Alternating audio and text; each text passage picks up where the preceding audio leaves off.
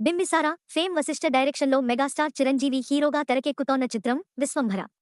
UV creations బ్యానర్పై భారీ బడ్జెట్తో తెరకెక్కిస్తోన్న ఈ మూవీలో త్రిష, ఆషికా రంగనాథ్ హీరోయిన్లుగా నటిస్తున్నారు. స్టాలిన్ తర్వాత చిరంజీవి, త్రిష కలిసి నటిస్తుండటం, జగదేక వీరుడు అతిలోక సుందరి తర్వాత చిరంజీవి నటిస్తోన్న సోషియో ఫాంటసీ చిత్రం కావడంతో విశ్వంభరపై భారీ అంచనాలున్నాయి. గతంలో రిలీజ్ చేసిన టీజర్లో గ్రాఫిక్స్ నాసిరకంగా ఉన్నాయన్న విమర్శలు రావడంతో యూనిట్ దానిపై స్పెషల్ ఫోకస్ పెట్టింది. గ్రాఫిక్స్ కోసమే ఏకంగా 75 కోట్ల బడ్జెట్ కేటాయించి హైదరాబాద్, హాంకాంగ్లో గ్రాఫిక్స్ వర్క్ చేయిస్తున్నారు. ఎప్పుడో రిలీజ్ కావాల్సిన ఈ సినిమా అనుకోని కారణాలతో వాయిదా పడుతూ వస్తోంది. ప్రస్తుతానికైతే షూటింగ్ పార్ట్ ఓ సాంగ్ మినహా పూర్తయినట్లు తెలుస్తోంది. చిరంజీవి తన సినిమాల్లో ఐటెం సాంగ్స్పై స్పెషల్ ఫోకస్ పెడతారన్న విషయం తెలిసిందే. ఈ నేపథ్యంలోనే ఈ ఒక్క సాంగ్ కోసం కీరవాణిని పక్కన పెట్టి భీమ్స్ సిసిరోలియోని రంగంలోకి దించారు.